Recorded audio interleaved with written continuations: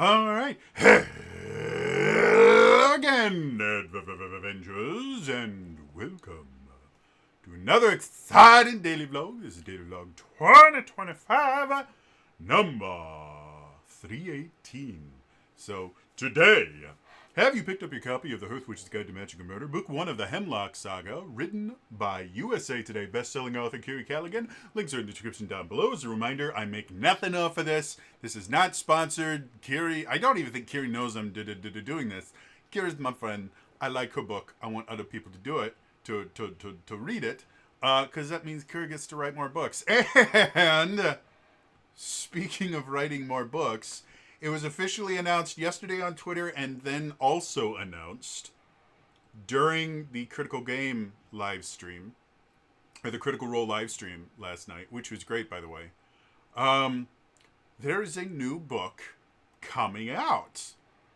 The book itself is called Critical Role, The Mighty Nine Stories Untold.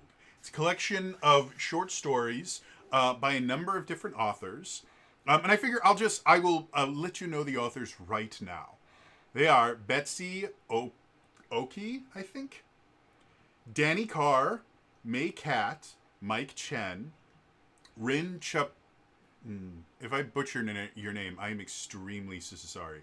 Rin Chipeko, Nino Cipri, Nadia Elfasi, Chase K, and here's an interesting name, Kiri Callaghan. Yeah, Kiri is writing one of the stories for this book. The book comes out June 23rd, 2026. So for those of you going, damn, you know what? I just read The Hearth Witch's Guide to Magic and Murder, Book 1 of the Hemlock Saga, written by USA Today bestselling author Kiri Callaghan. And, I really wish I could read more of her stuff. And I've already read Alice, the Terramirium Chronicles, and Changeling, which I don't have here. It's by my bed.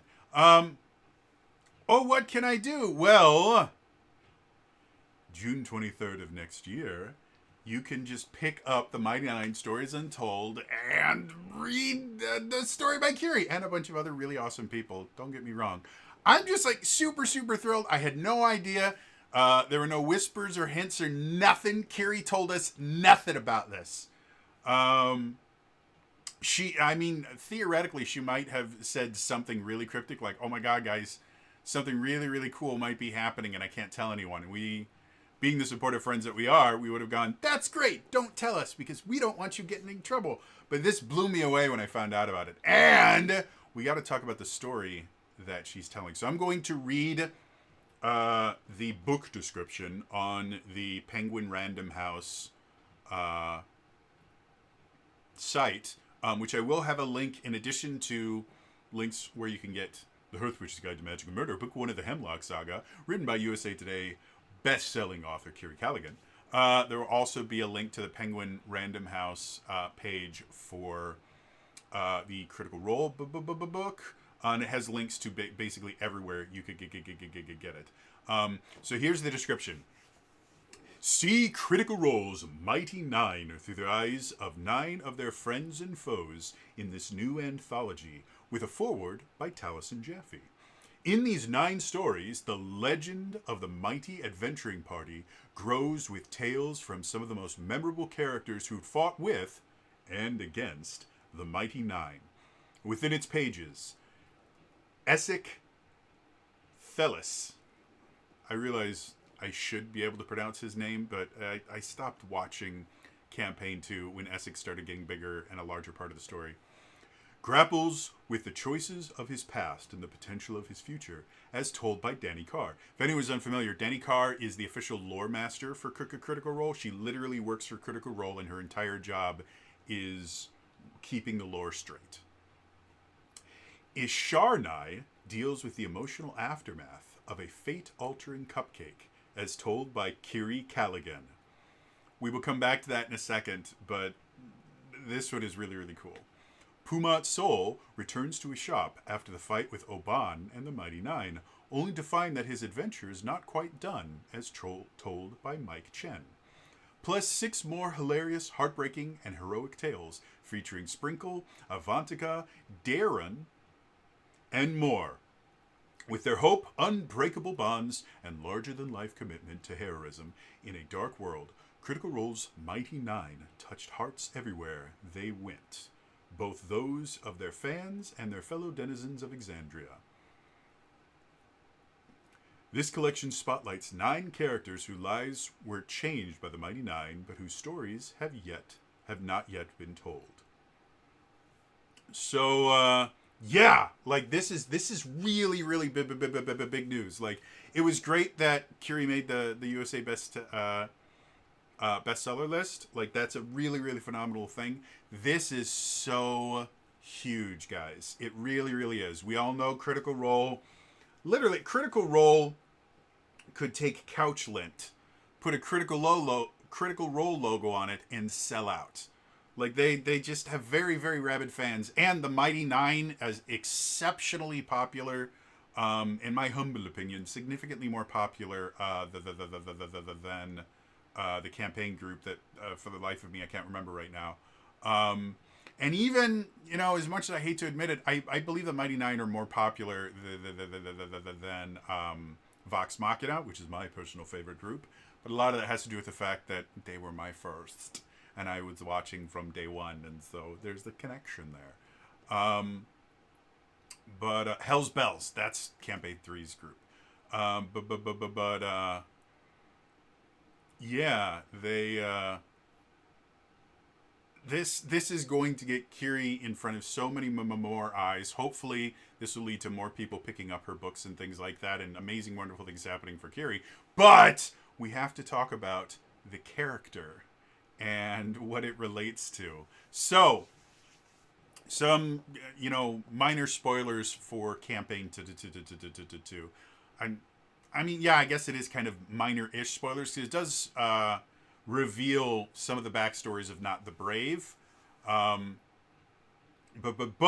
again, this is like at least 5 or 6 years ago, so take it with a good grain of salt. So, when we first meet Not the Brave in, again, spoiler. I don't want anyone yelling at me going, I didn't know that was a spoiler. This is a spoiler. So when we first meet Not the Brave in the campaign, by the way, they released the first episode of the Mighty Nine animated series on YouTube. I have heard rumors that it's only going to exist for this weekend. But yeah, if you want to see the first episode, it's awesome. So anyway, in the animated series, we're not going to talk about that because that's very, very different. But in the campaign, we're first introduced to Not the Brave, which is Sam Riegel's character, when effectively all of the Mighty Nine meet in a tavern in a couple different groups. Not is adventuring at that point with Caleb, which is Liam O'Brien's character. And they are effectively a pair of con men. So they're talking about what marks they could find and who would be easiest to pull what kind of prank on, or what kind of job on, and the things like that. As the group goes further, they eventually discover that Not is not originally a goblin. The girl that they've known this entire time is this little goblin girl rogue. But she hasn't always been a goblin. They find out that there was a hag named Isharnai, who cursed Not. And Caleb attempts to remove the curse, but is incapable of doing it because of, Caleb tries to transform Not back into her original form, which is that of a halfling. But he's unable to do it because of this curse. And so they have to go into the Feywild, I think. I'm not 100%. I believe it was in the Feywild, to meet with this hag named Isharnai. And I remember watching this live, and Matt created one of the most unsettling encounters I've ever seen, because the hag was not like terrifying, where the hag was trying to, kill them or something like that. No, the hag was just extremely unsettling. Everything that she did just felt bad. It felt wrong and icky, and it was just this incredible unsettling to the thing. And Matt was able to portray the fact that this was a very, very powerful Fey creature that if they just decided to try and fight it, they would probably lose very badly and things would end up significantly worse for everyone. You don't piss off hags in the Feywild. So they decided to negotiate. And eventually the hag, because the entire purpose of the hag is to kind of cause like suffering. She wants people to be miserable. And so they negotiate for a little while, and eventually they decide on the idea of, well, someone has to give up something if not wants her real body back. And Jester, I can't remember exactly how it happened, but eventually it was Jester that said, yeah, I'll do it. I will give up my hands for this. And so they go back into the hag's hut, and they start having a conversation. And Jester, played by Laura Bailey, is really kind of leaning into it. He's like, oh, it is so sad. I really like my hands. They're very useful. They're very useful for all the things that I do. But, it's good for nothing. And so she starts like crying and things like that. She's like, well, could I at least enjoy a cupcake before? And the hag's like, yeah. And then she's like, would you like a cupcake? And the hag goes, sure. And so Jester takes out this cupcake and gives it to the hag. And after the hag is eating it, she goes, Matt, remember how you gave me the dust of deliciousness? And Matt's like, yeah. Or no, what it was, I think what it was the cupcake was very stale. And so Jester sprinkled the dust of deliciousness on it so it would be very tasty. And so the hag eats it. And Matt, describes the eating just the most kind of unsettling way possible. And then Laura goes, so the dust of deliciousness gives them disadvantage on, I think it was either charisma or wisdom saves. I can't remember which. I'll look up real quick because the reason this matters. What is the save? Okay, so it's a wisdom save. So yeah, the dust of deliciousness gives disadvantage on wisdom saving throws. And so what happens is Laura, as Jester, starts casting Modify Memory. And because the hag, because Asharnai had disadvantage, she failed the roll. And so the memory that Jester modified was that Isharnai had such a good time with Jester and was so fond of her after this conversation that she decided to just end the curse without needing Jester's hands.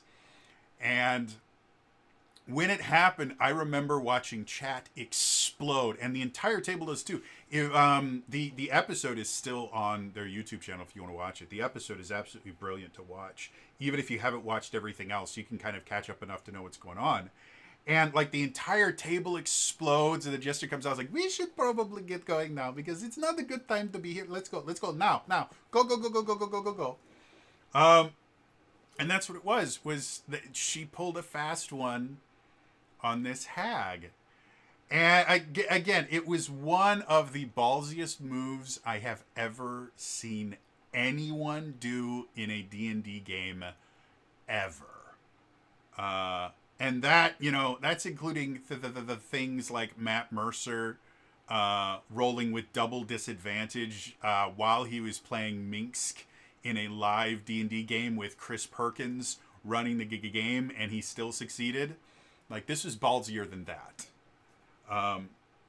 And so, yeah, so what this story is going to be, I'm assuming, is Ashar-Nai, we eventually find out that she does discover the Modify Memory, and the Modify Memory can be removed with a simple Dispel Magic. And so eventually, Ashar-Nai does discover that she was tricked, and that this relationship that she had with this relationship that we had with Jester never existed.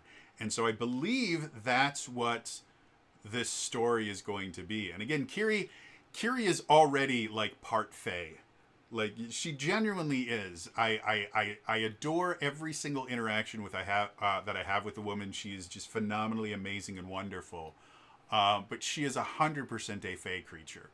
I think one of the best examples of that, a group of her friends did this thing called Taskmaster LA, where they basically just did the game Taskmaster with a bunch of like influencers. And Kiri was on one of the episodes, and she was technically on two of them, but the first one she was on is just a perfect example of her being this concentrated source of Fae chaos. It was so insanely brilliant.